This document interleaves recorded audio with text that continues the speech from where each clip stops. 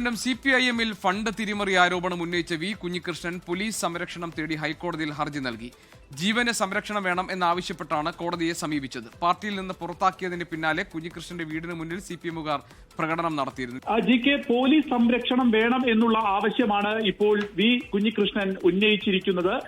ഈ CPM ഇതിനു മുൻപ് തന്നെ, അതായത് നേതൃത്വവുമായുള്ള ഒരു ഏറ്റുമുട്ടലിനൊടുവിൽ CPM പുറത്താക്കിയ വി കുഞ്ഞികൃഷ്ണൻ ഇപ്പോൾ ഹൈക്കോടതിയെ സമീപിച്ചിരിക്കുന്നത് തന്റെ ഒരു സുരക്ഷ, ജീവന് സുരക്ഷ വേണം എന്നുള്ള ആവശ്യം ഉന്നയിച്ചുകൊണ്ടാണ്. ഇത്തരത്തിൽ ജീവനൊരു സുരക്ഷിതത്വമില്ല, അതുകൊണ്ട് തന്നെ പോലീസ് സംരക്ഷണം തനിക്ക് നൽകണം എന്നുള്ളതാണ് ഈ ഹർജിയിൽ പ്രധാനമായും പറയുന്നത്. കാരണം ഈ ഒരു CPM-ൽ നിന്ന് പുറത്താക്കിയതിനു ശേഷം കുഞ്ഞികൃഷ്ണന്റെ വീടിന് മുൻപിൽ പ്രകടനം നടത്തുന്ന ഉൾപ്പെടെയുള്ള കാര്യങ്ങൾ ഉണ്ടായിരുന്നു. ഒപ്പം തന്നെ അവിടെ ഒരു ഫ്ലക്സ് ബോർഡ് യുദ്ധം എന്ന് പറയാവുന്ന നിലയിൽ തന്നെ കണ്ണൂർ മാറുകയും ചെയ്തിരുന്നു.